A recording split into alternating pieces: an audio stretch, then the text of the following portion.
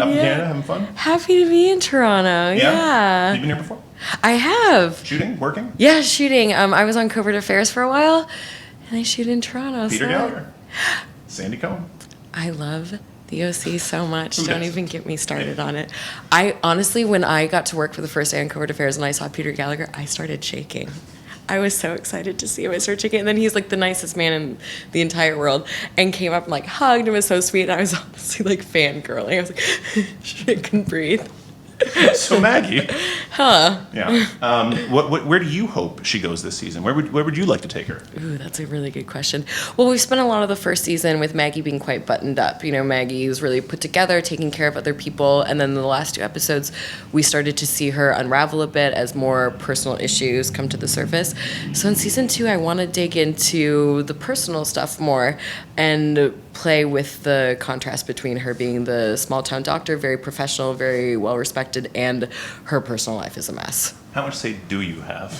What? If you were to go to the writers and be like, this is where I'd like the character to go, no. Addictions. Just kidding. I don't know. Would they let you though? Do you talk to them and be like, I don't feel like she would do this? I mean, We you must, do right? have dialogues, and really the writers we're all pretty much on the same page all the time, and they're all so talented, and they have Aaron Zellman, who created the show, has such a wonderful vision for Resurrection as a whole that wherever he's leading, I'll follow. Anything he comes up with is way better than I could potentially come up with. But there are a couple of things like here and there where Aaron's been like, oh, I didn't know that you were kind of funny sometimes, and so now maybe they're like add in a little bit of humor or something like that. That's the great part about doing season 2 is that we're all that much more comfortable with each other. We've all built these characters, and so it's just going to get deeper and deeper and deeper.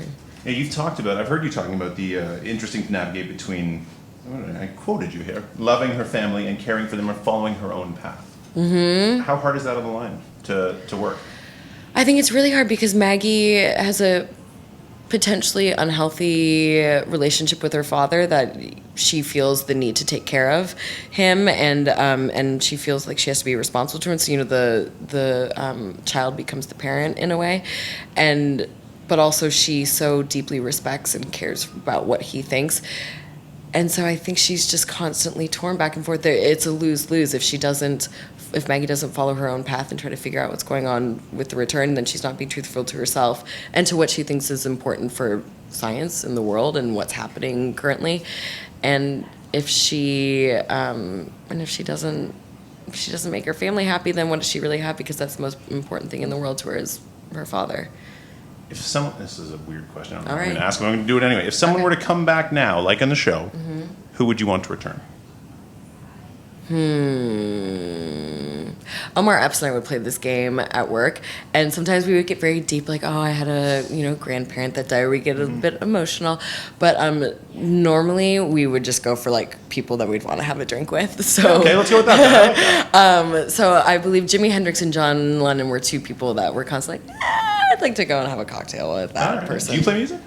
I can play the Titanic theme song on the piano, and I've played it at Frances Fisher's house, which was a big moment for like 10-year-old Devin. Yeah. I played. Talk about working with her, because you must be learning every day. Oh my gosh, yeah! Between all of them, between Kurtwood Smith and Frances Fisher and Matt Craven, there aren't better people to learn from. They're so talented, and they're the most lovely humans. We just have the best time. They all came from the theater, so we really became a company, and they're just, all 3 of them are wells of stories. Like, they're just never-ending stories about Titanic, about that 70s show, about all the things that they've worked on. It's fascinating. Cool. This, I gotta let you go. So we do something called 5 questions. Okay. 5 quick questions, 1-word answers. And one of them kind of leads into something you said already. Okay. Improv or script?